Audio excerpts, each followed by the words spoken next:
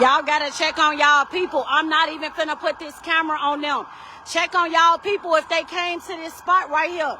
Y'all, it was just a drive-by. I was just sitting down. I'm sitting there drinking my coffee. My friends say they shooting. We stand up. It was just rounds going off. It's all females on the ground, y'all. All females on the fucking ground. All females, y'all. It's a, oh my God. Y'all, check on y'all people. They shot all females. I'm not going over there because I don't want y'all to, I'm not showing them. Oh my God.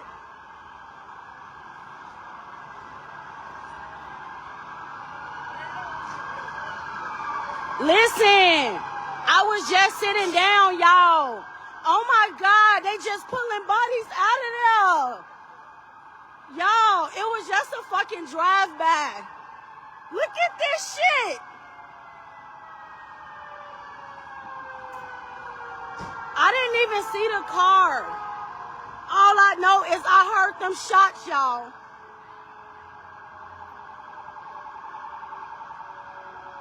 Oh my God, they steady pulling people out of there.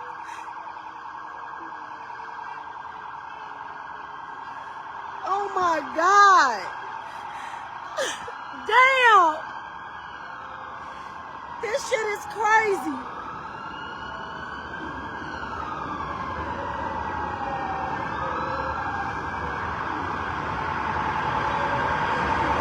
I just rolled past them.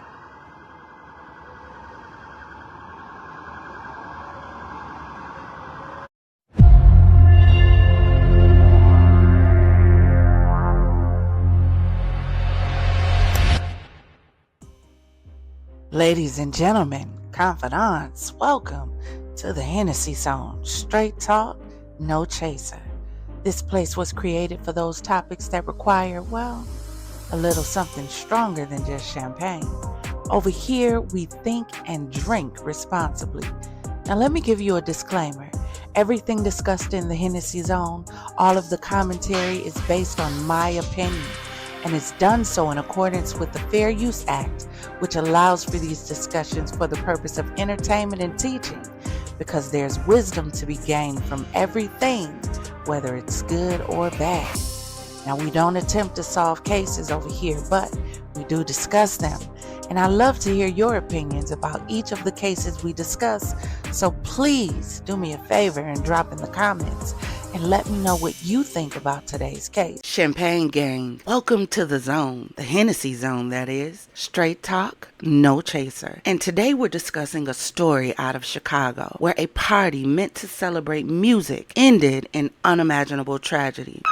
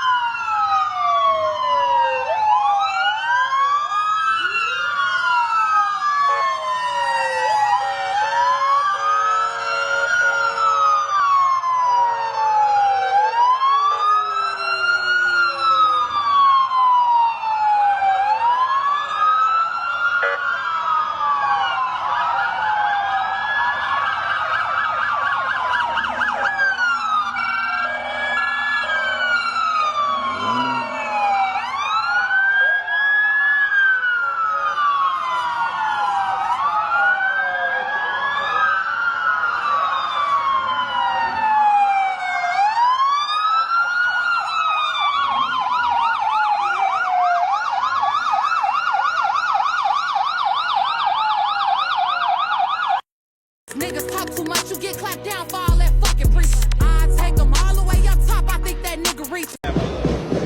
Look. Yeah. Duck down, bitch, duck down. Hey, shoot like a motherfucker, duck down.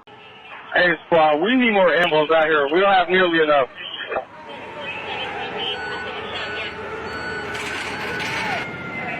I heard a lot of gunfire, and then the next thing you know is a whole bunch of police officers driving by fast, ambulance, fire rescue. They was telling us, trying to hold around 12 people. Yeah, traumatized. I mean, this is, I'm just shook.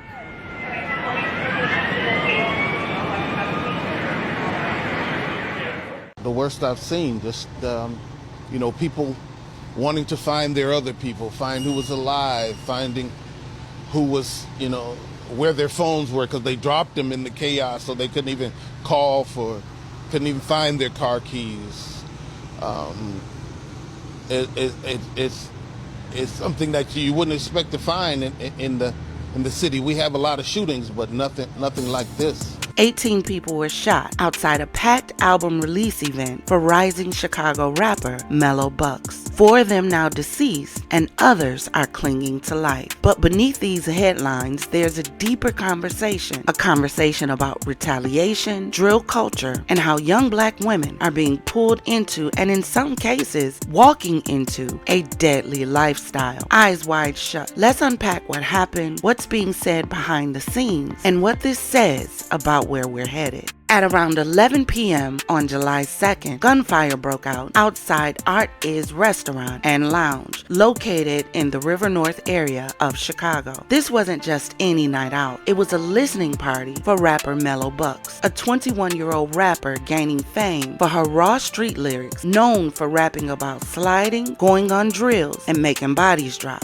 His ass out the equation. Yeah, I up on niggas first. I ain't really got no patience. No, I op that got hit in his brain. He lost his education. Getting paid, I swear I seen this shit was coming like that, so Raven. As people exited the club, a dark vehicle pulled up and multiple shooters opened fire. Shell casings at the scene show that rifles and handguns were used. 4 young adults were unalive. Another 14 were injured. Most of them women in their 20s. Police say this was targeted, not random, and came with clear intent to kill. Now here's where things get even more chilling. Though no suspects have been arrested, multiple sources, including Chicago street blogs and insiders, are saying this was a retaliation shooting. Allegedly, this may be tied to previous violence involving crews associated with drill rappers on the south and west sides. Nothing is confirmed by CPD yet, but the streets are already calling this payback.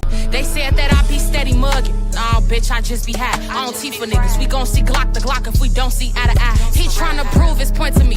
That little boy must wanna die. Make sure last time mama see his ass is in a suit and tie. In the drill scene, retaliation is currency. One shooting sparks another, and the cycle spins until bodies stack up like numbers. And with Mello Buckzz music painting vivid pictures of spinning the block and unaliving enemies, many are asking, was this music fueling the violence or just reflecting it? These weren't just club goers, they were friends, family, daughters, sons. Amongst those killed, Taylor Walker, 26, Devonte Williamson, 23, Aviance King, 27, whose own sister, Shania Battle, was also shot but survived, and Leon Henry, 25. How did they relate to rapper Mello? Well, 2 of which were her best friends. One was her boyfriend, and the other her brother, all gone in the blink of an eye. 14 others were taken to local hospitals, some in critical condition. This wasn't just a shooting, it was a mass casualty event and a trauma ripple that will haunt their loved ones forever. Artis Lounge has since been shut down temporarily, and there are calls for it to lose its liquor license entirely. Police have increased surveillance citywide, and Mayor Brandon Johnson has promised more patrols, especially for the holiday weekend. Now, Champagne Gang, let's talk about what's not on the news, right?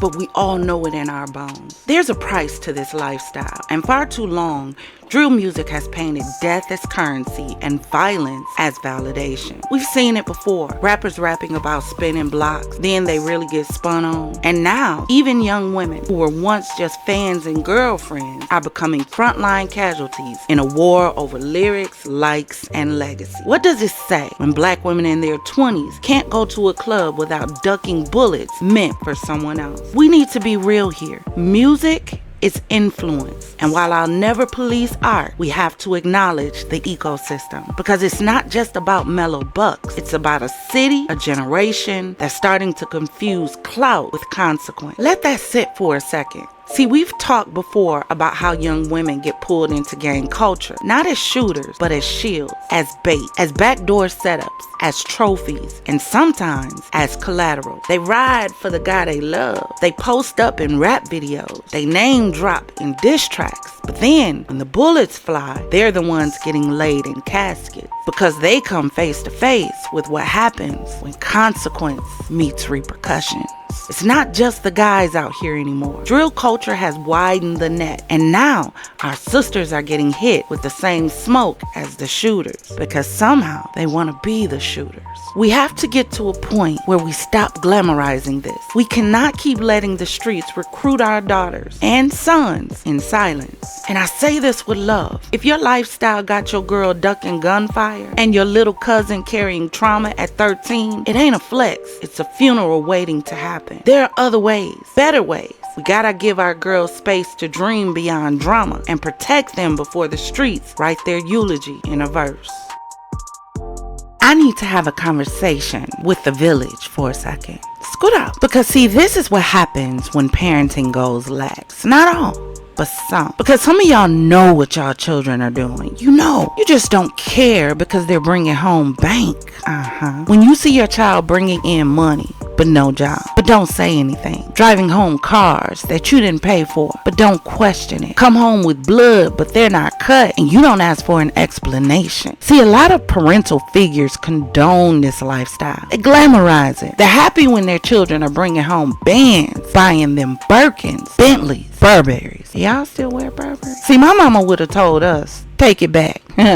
If you can't prove where it came from, it can't come here. If it was given to you, give it back. Stop accepting stuff from people because if it was stolen, you're the one left with the bag. But when something happens, then they look confused. Why? Did you think it couldn't happen to yours? When everybody is talking about get it back in blood, when these youngins doing videos with twitches and switches, we turn a blind eye like it's just kids being kids. If you rap like you're like that, somebody is going to test the waters to see if you can swim. We're the grown folk in these youngins' lives telling them this ain't really the life you want. Because when the reaper come knocking, it's either reap or get reaped. If you're rapping like you're gang affiliated, where was your gang to be on the lookout? Where was your security? Where was the security for the people who were with you? You know, the ones closest to you because, you know, in them streets, you know, y'all want to hang out in. If they can't get to you, they gonna get to what's close to you. How y'all keep getting caught unaware? You gotta keep your head on a swivel if you gonna be in the game, right? Because you gotta know if you're talking about heads, bragging about heads, rapping about heads, claiming heads, and dissing heads, baby, somebody's going to have to answer for those heads.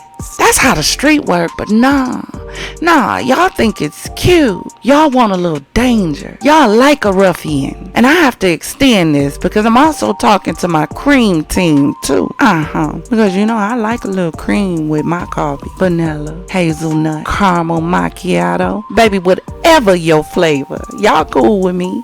You're safe here. Come in. Take a seat, stay a while, but y'all scoot up too, because y'all baby girls out here wilding in these streets too, trying to be gang affiliated, being tossed like a newspaper for the opportunity to be read. Nobody is exempt from this. We have a problem when young girls want to be thugs, gangsters, or on the arm of one. You don't get it. See, girls are no longer off limits. Girls are no longer seen as the innocent little victims that need to be protected, because now they selling sex, backdooring, setting up and bragging about it, taunting, dissing. You remember Jumanji? You roll the dice, you're in the game. You don't get to choose what comes off the board. You're making it her fault. No, but I'm telling you that certain things will definitely put a target on you. We have to reroute this behavior before it gets to this point, time and time and time again. Maybe parents need to start policing their kids.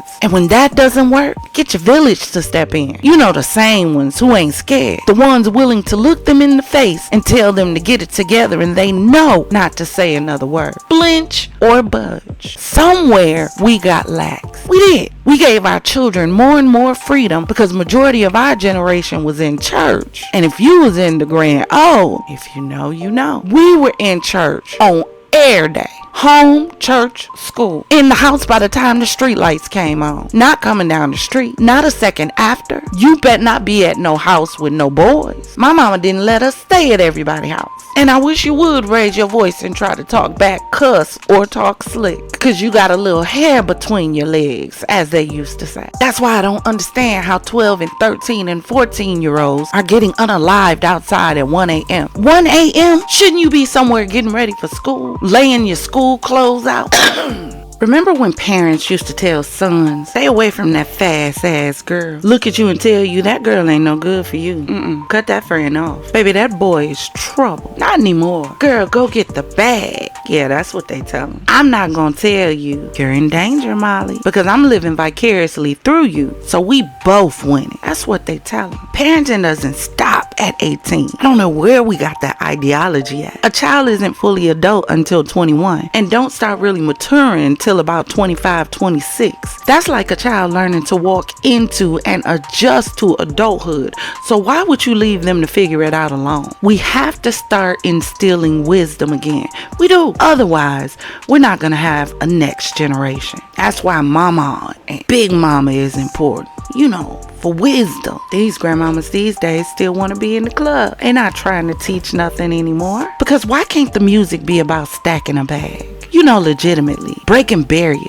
Creating generational wealth. Creating an empire. That's the real flex. But no, all of that untapped potential keeps ending up in the cemetery. It's sad, and we have to do better. If you see something, say something. How about start that mantra? How about start that motto in our neighborhoods until it's safe for our children to go outside again? Hell, at this point, we need some military boot camps for these kids that parents can't seem to control. But see, because some of y'all was lynching y'all kids instead of disciplining them, the laws have been changed so much that the kids who mama would say don't have sense enough to come in out the rain without being told have been given all the rights, and you can go to jail for touching them. And for the ones who want to turn the streets into their personal game of GTA and Call of Duty in real life, send that ass to the front lines along with Shamar, cause I'm sick of all of them. They think they shooters and Shamar got smoke, so ship them off first. Put them on the front line. Let them test them skills in a new game. You know, level the playing field, cause I'm tired of bloodshed, and you should be tired too, and not just tired when it's your own. But I'll tell you what, we better figure out something before Trump unleashes the military to figure it out for us. Choose your struggle.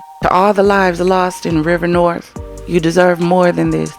You deserve to go home. Somebody should have taught you to want more. Somebody should have showed you a way that didn't lead to danger. And yes, you can be unalive just walking down the street. But guess what? Somebody know who that is too. And if they would do something about it when they know individuals are dangerous and a danger to the neighborhood, instead of thinking snitches get stitches. Hell, that should have went out the window in 2024 when Cat Williams said all lies will be revealed. That should have went out the window then, because people been snitching ever since. And maybe, just maybe, Leon Henry, Taylor Walker, Devonte Williams, Aviance King, and countless others will still be here. Just maybe. We should use this as a learning lesson, as a teaching experience for our young people, that this is what drill rap, this is what gangsta lifestyle leads to. Broken homes and broken hearts, broken lives, broken pillars, cut off before their time, lives cut down before they even had the opportunity to live. And guess what? Everybody else will be going on with their life. And I get it. We live in a generation now where when you ask the young people, are you scared to live or die? Their response is, we all gotta go sometime. Or, I guess in the end, it all catches up with you. My grandpa asked me one time if I care whether I live or die. Yeah, I do. Now it's too late. this has been your FizzFeed Conversations. Our opinions, their stories. Let's not just mourn. Maybe let's mobilize. If you got something to say, drop it in the comments. If you lost someone to gun violence, this space is for you. We see you, we got you, and you're safe here. And if you believe our girls deserve better, share this, talk about it, talk about how to change the culture. Until next time, be safe, be vigilant, and always remember, if it doesn't cause you to elevate, it's causing you to depreciate. Raise those glasses, clink, and let's drink till we meet again. We stand here today certainly frustrated and angered by this senseless and cowardice act of violence. Last night, our city suffered 2 devastating mass shootings, one on the far south side that left 4 victims hospitalized. The other was in River North that took 4 lives, and there are 14 people who are still currently hospitalized. Our hearts are with the families of the victims, and we are praying for full recovery for all of those who were shot. Shootings like these are a tragic reminder of how far we still have to go as a city.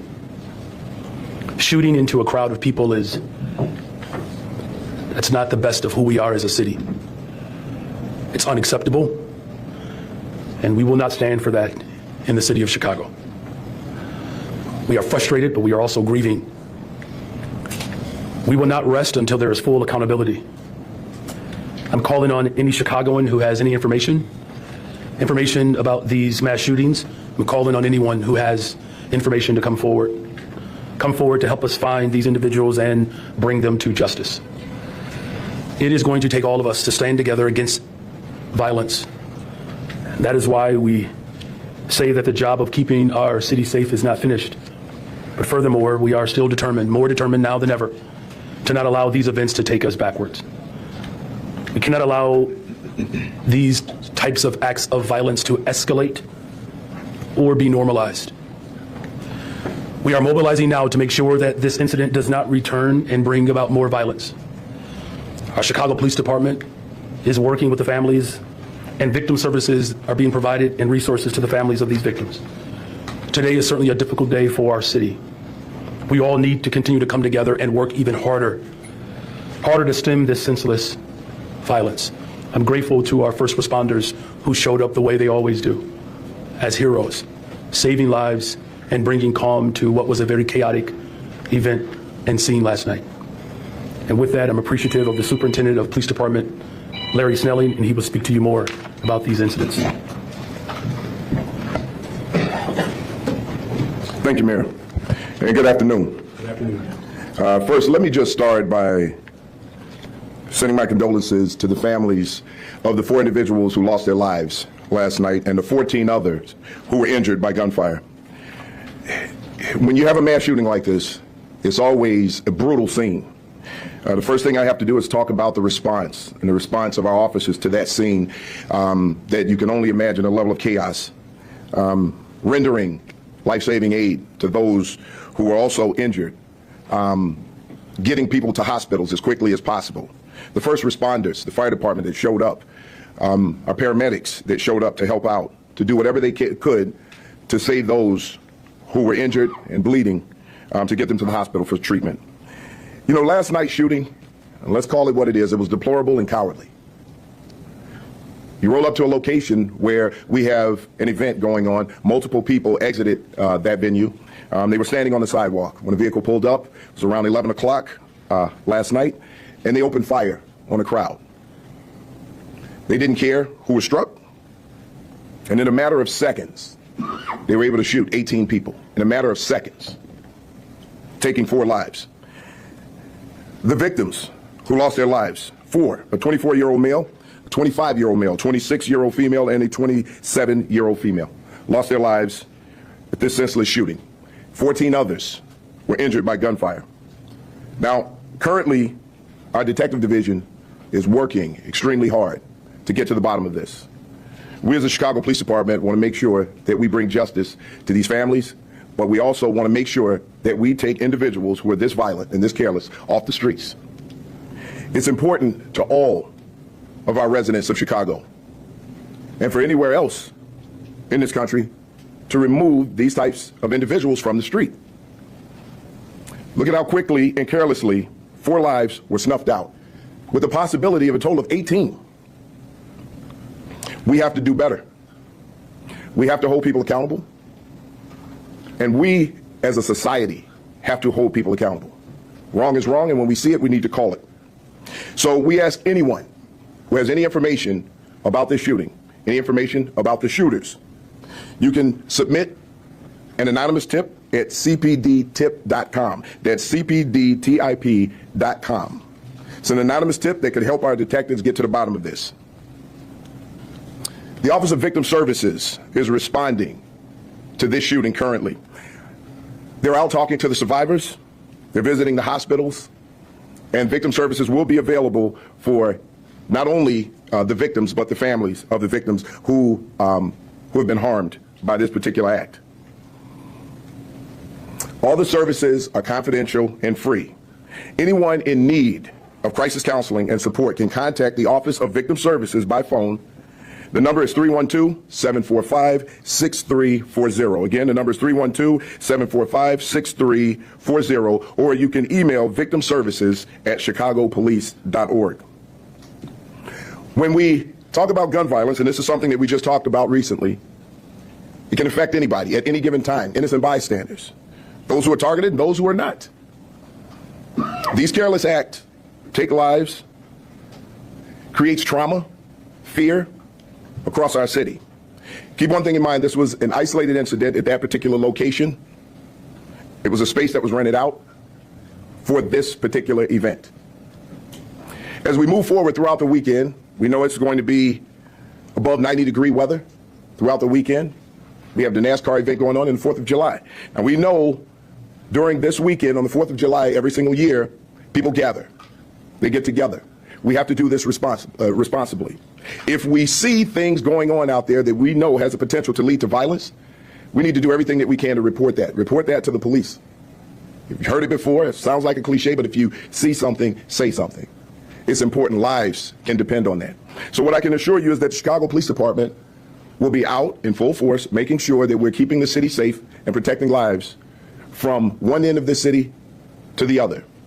We will be out there to do the work that the Chicago Police Department has been doing to protect people and to keep everyone safe. With that, I'll now turn it over to Deputy Mayor Gary Gatewood. Good afternoon. As both the mayor and the superintendent have highlighted, the tragic events of last night have shaken our city. It is important to know that the victim services that will be provided, along with the Chicago Police Department, we have activated our incident response protocol. This protocol works with the Chicago Department of Public Health, our partners on the ground who will canvass that area and also canvass the areas of victims throughout the city. Because obviously those victims did not live in the area of this tragic incident. So we will canvass the areas of the victims and provide support there. Additionally, we will be extending our hours of some of our street outreach partners so they can add additional support on the ground to help prevent violence throughout our city. As both the mayor and the superintendent have stated, it's important that Chicagoans know it is our responsibility to keep them safe, and the only way we do that is by working together to keep each other safe. Our goal is to hold people accountable for the harm that they caused to our city last night.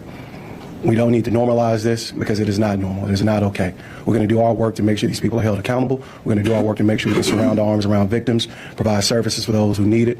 And I just want to take a moment to thank the first responders who were on the ground last night and early into this morning. Incredible work, and their fast actions helped save a lot of lives on our streets last night. So they were out there, they were responsive, and that was helpful, and it was always going to be helpful. So our teams will be in full mode, full display mode this weekend and throughout to respond to any things that we're seeing throughout the city. Our executive director of the Office of Emergency Management and Communications has activated the Emergency Operations Center. We also have our Summer Operations Center activated this weekend as well. So every agency in the city will be in coordination to make sure Chicagoans remain safe. And with that, I will turn it back over to Mayor Brandon Johnson. Okay. Thank you. And I forgot to acknowledge Mr. Mike Milstein, the Deputy Director. He also participates in supporting our victims. So we have the full force of government here today, but also throughout this weekend and beyond. So thank you, Mike, and thank you all for being here today. Okay, so we have time for one question. We'll start in the front here with Brendan. So over the years, I've spoken with hip-hop groups, promoters, venue owners, and they've all said the same thing about how difficult it is to throw these types of events, not just in Chicago, but nationwide. And maybe this is either the best or worst day to ask about this, but do you feel like the stigma surrounding these types of events are unfair? Does it outlaw hip-hop culture? But then also, was law enforcement aware of this event, and was there any increase in presence at the time? Well, the first thing, let me just say, violent individuals showed up to a scene and opened fire indiscriminately on people. That in and of itself is terror and an act of hate. That's what we're focused in on right now. Is that these individuals who are responsible have to be held accountable, and to the people of Chicago, anyone that knows anything about what was involved last night, they should come forward, because we've worked too hard as a city to build safer communities. And as the superintendent has indicated, in this isolated incident, we cannot allow that incident to define us as a city, and it doesn't define us as a city. As far as police presence and what was known, I'm going to defer to our superintendent on that one. Yeah, just to answer your question on a couple of things. You know, one, it's like anything else. If you had an Airbnb across the street from your home, you would want to make sure that the people who are renting it out know and understand who they're renting it out to. That's one. I can't speak about the culture when it comes to this particular event. This was a private event. This wasn't something that was on the police department's radar because it is a private event. You know, we respect the First Amendment, but at the same time, we as a police department need to make sure that if we have information that there's a possibility of something that could lead to violence, we'll be there. So those questions are a little hard to answer, but when we know that there's a possibility that something some violence could occur as a result of something like this, we're there. And it's not just for those events. It could be for any particular event where we have prior intel. I just want to add the disclaimer that the deadliest mass shooting in the U.S. was at a country music festival. Yeah, very good. Thank you. Superintendent, I know you said this was an isolated event. Are you looking at this venue to possibly shut it down, to give them some citations? Is there any talk about that? There's already a summary closure. So right now, it's been closed.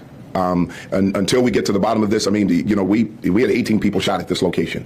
There is a summary closure in place, and we're going to continue with our investigation. I mean, right now, we're working with our federal partners. The ATF, our CJIC Center, is doing the investigation on the shell casings. We're working diligently to make sure that we get to the bottom of this. Superintendent, I guess I'd like to ask this of you, but maybe if the mayor wants to weigh in as well. Can you speak to the kind of the overall holiday weekend safety plan? And in light of what happened, will there be extra attention paid to downtown or any other particular areas of the city just to make sure things are safe? So here's what we're doing. We're distributing our focus on violence across the city evenly. We obviously, where we know that there's a greater potential for danger, for violence, we have a more laser-focused initiative when it comes to that. But at the same time, we're making sure across the city as a whole that we have a focus, because it is the 4th of July. I mean, violence could spike up anywhere, and we want to make sure that we have enough resources in these locations to get it done. Now, do we have plans around particular areas? Yes. And those plans are around the areas where we know we most likely people will gather. You know, our beaches, the lakefronts, parks, things of that nature. We want to make sure that we keep those locations safe, because you'll see an increased number of people in those locations. But we have resources out everywhere, and it's not just the Chicago Police Department. We've reached out to some of our partners across the city to make sure that we have additional help. We've also reached out to our community members to make sure that they understand that they need to take a part in this and get information to us when they can. Superintendent, I know you mentioned this was I'm sorry. No need to apologize. I just want to add one other thing to everything that Superintendent Stelling said is absolutely right. Strategic deployment throughout the city of Chicago. That includes expanding the hours of our CVI workers. We're going to expand those hours to 3 a.m. And then we have our entire summer safety operations site where all of our agencies are working collectively together to ensure that we keep people safe throughout the city. Please, you had a question for the superintendent? The question is, was any particular individual targeted at the River North incident? Joe, we don't know right now. That's part of the investigation. Clearly, the group, there was some target. Some way. This wasn't some random shooting where someone just decided that they were going to shoot at this particular group of people. Obviously, there's a motive there, but we don't know exactly what that motive was. But it is safe to say that this venue was targeted. And can you give us a little bit of the narrative on the other mass shooting incident? We haven't really talked much about that one. Well, right now, we've got limited information on that. It looks like that, you just had a group of people, not a very large group of people, who were out. And we had some individuals walk up on foot and fire shots at these individuals. So that's still under investigation also. Thanks, sir. Hi, Superintendent. Can you How are speak to the conversations happening right now that this is tied to 2 specific gangs and concerns about retaliation considering that? Well, I won't speak to, because again, it's still under investigation. But what I can tell you is this: there's coordination, not only coordination with our local partners here, but also our federal partners when it comes to the possibility of this being some kind of gang conflict, things of that nature. But we're also making sure that anything that we uncover, and there's a possibility of retaliation, we would have an idea of where that retaliation could occur, and we would put resources in place to prevent that. Thank you. Hi, Superintendent. Hey, how are you, Heather? With the with the United States House on the verge of approving the reconciliation bill that includes $45 billion more for immigration and customs enforcement, has the Chicago Police Department changed its approach to working with federal agents, now seeing that the federal government is not just targeting those with criminal records, but everyone who is essentially not a citizen? Well, Heather, that would... that you'd have to be a lot more specific with that question when you ask changing our relationship with our federal partners. Right now, our relationship with our federal partners is centered around violent crimes and our response to violent crimes and violent criminal acts. That's how we work with the federal government. We don't work with the federal government when it comes to immigration. We are strictly prohibited from doing that. We don't ask people about their status. And let me just make one thing clear, and this is one of the things that's a little upsetting to me about this idea that the Chicago Police Department is working in immigration enforcement. When we do that, what we're doing is we're stoking fears in those people here who may be undocumented, who are also victims of crime. And they're less likely to call us to report those crimes because they're afraid that we're going to do something that we're not doing. So I just want to be clear to everyone that the Chicago Police Department does not enforce immigration. We do not work with ICE when it comes to immigration enforcement. And we want to make sure that everyone in this city who is a victim of a crime has the opportunity to call us without fear and report that crime so justice can be served. Thanks, Superintendent. I'm wondering if you have any information on how many gunmen possibly in River North shooting last night, what type of weapon or weapons were used, when there's any arrests at this point. Well, right now we do know that there's a possibility that there was a rifle used in this. There were 2 different calibers of shell casings recovered.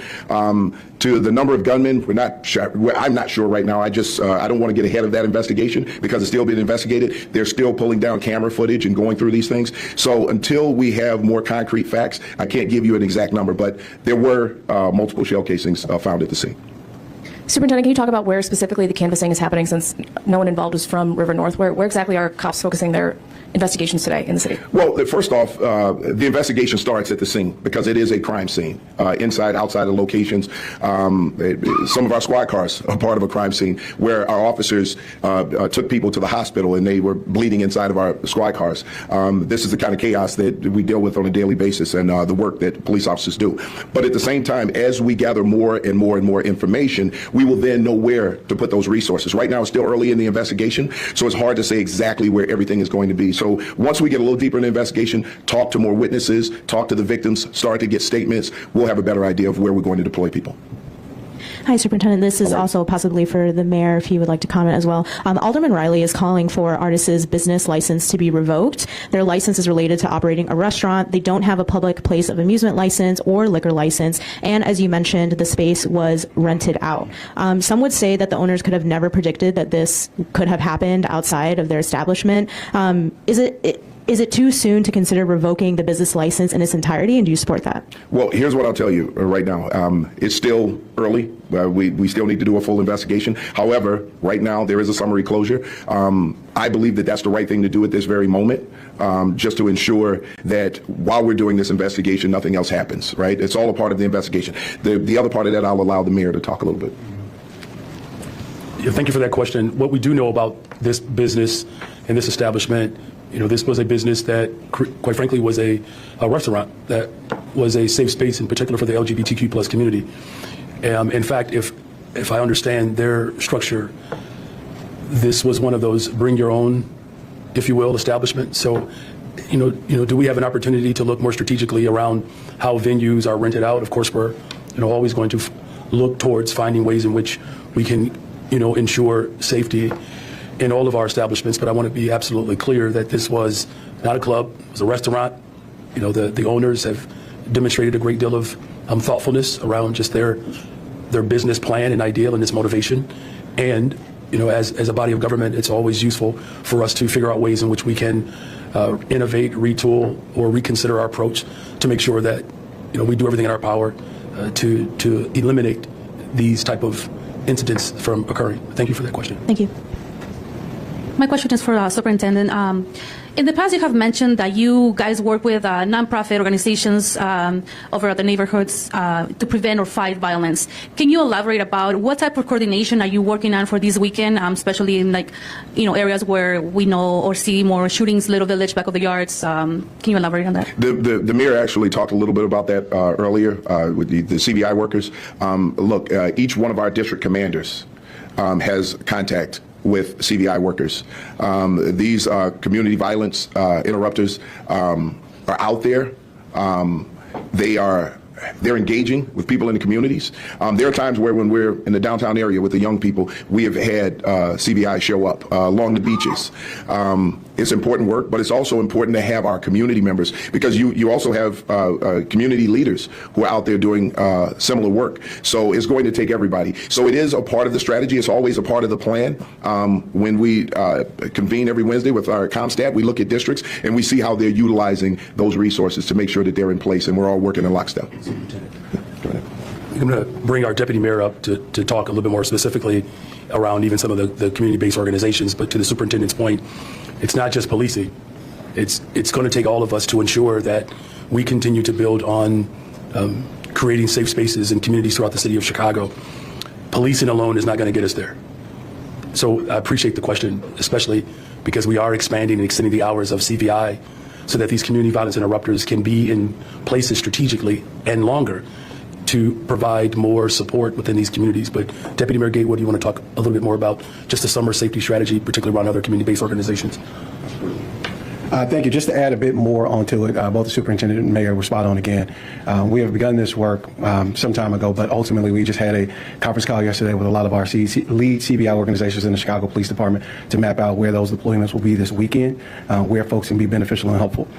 Internally in the mayor's office, on the mayor's office of community safety particularly, there are incident response leads who have the responsibility to respond to mass shootings, tender age shootings, and they coordinate those services across multiple agencies. Just yesterday we attended a peacekeeping graduation with UCAN. I spoke to the chief executive officer of UCAN this morning.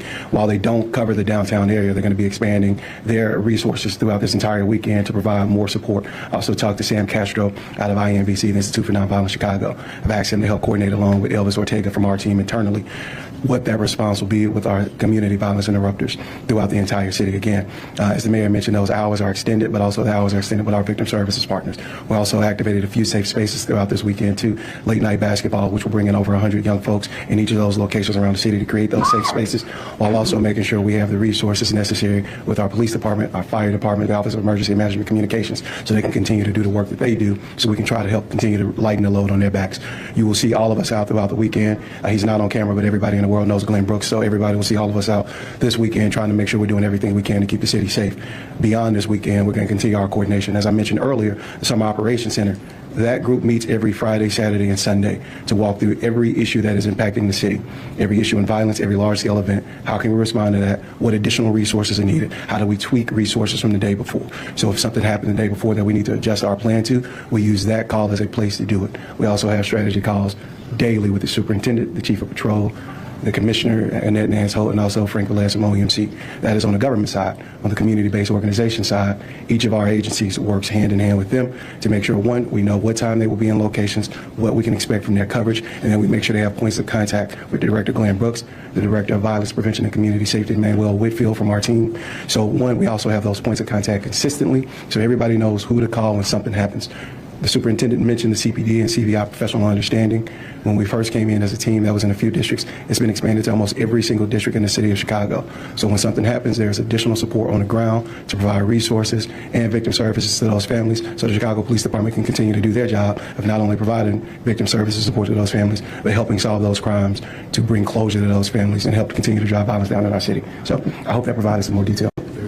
Courtney, last question. Superintendent Snelling, are you able to elaborate a bit on why statistics show that shootings and murders are up in the 18th district, what that may be attributed to, and why crime is down, while crime is down citywide, and what's being done specifically to address maybe some hotspots or areas that are contributing to those numbers that we're seeing in the 18th? Well, one of the things that I can tell you is that when you look historically at the 18th district, there wasn't a huge number of shootings. So if you had 2 shootings last year and you've got 4 this year, you've got 100% increase. However, that's not making an excuse for any of it.